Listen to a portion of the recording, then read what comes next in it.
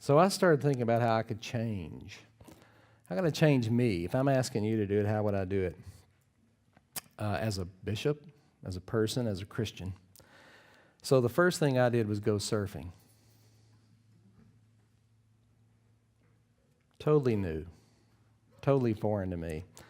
I found the School for the World in Jaco, Costa Rica, and I want to tell you, they insist that if you're going to learn Spanish, you have to work the other side of the brain and do something active, and so I picked surfing. Mainly because I've always wanted to do it, and it terrifies me all at the same time. How many people are surfers out there? Oh, one. All right, great. Well, you'll know what I'm talking about. First thing I want to tell you, I was the oldest surfer by far. Yeah. I mean, by maybe 20 years. I turned 50 right before I left for Jaco. Everybody in our party was in their 20s. There might have been somebody in their early 30s, I don't know, but I doubt it. And I remember the first day I ventured out into the water after learning a sloppy version of balance on the shore and learning how to wax the board and to carry it. There's a lot of preparation. I took the board they had assigned me, which was the largest one ever made. I told my wife I'm bound to get up on this board because it has 2 bedrooms and a bath. It ought to hold me, I think.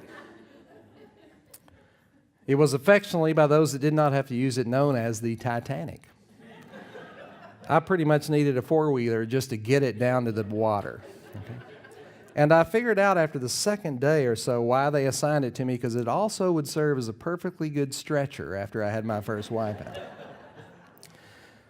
So we waded in, and the first gigantic wave hits us, and it went over us, and we did all we thought we had learned to take the wave, and I was wiped out, and I swallowing half the ocean. And when I came up gasping for air, one of my 22-year-old young women surfer colleagues looked at me with a smile and said, "Isn't that great?" And I looked back at a pained look and said, "I think I broke a rib." And I'm not kidding. She said, "Cool."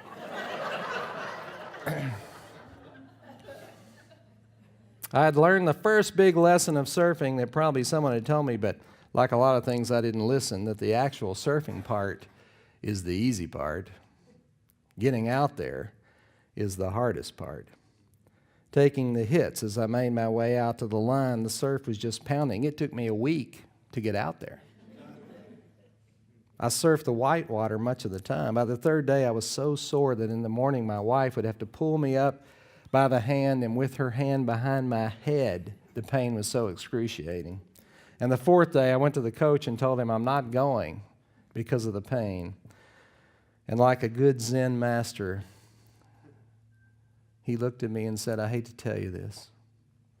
If you don't go today, you're not going back. You got to go today. You got to go tomorrow. You got to go the next day, or you're done." So I went, and that first wave hit me, and I writhed in pain, and the second one hit me, and before I knew it, I made it through the day. And pretty soon I was conditioned. That wasn't a problem. There were lots of others, but that wasn't the problem, conditioning. On this 3-week adventure, the great thing was that I managed to avoid the "what is it you do" question for about a week, and then it happened. There was a bit of hesitation and surprise, but then the conversation started, and I entered a whole world of feelings about this thing we call religion, and even more specifically, Christianity. It's a strange land. And this was part of what I was saying earlier in the panel. For me, it was so outside. It was something actually frightening to me. I was off balance the whole time I was there in every way. But that's where we learn. And that's where we relearn. And that's how we train our brains again to think and learn differently. And when I said that's what I think I would want our clergy to do more than anything else, is that. I'm not kidding. Surfing something that frightens you so much that you will be so off balance that you will learn what that feels like again. so you can be a better teacher, preacher, Christian person.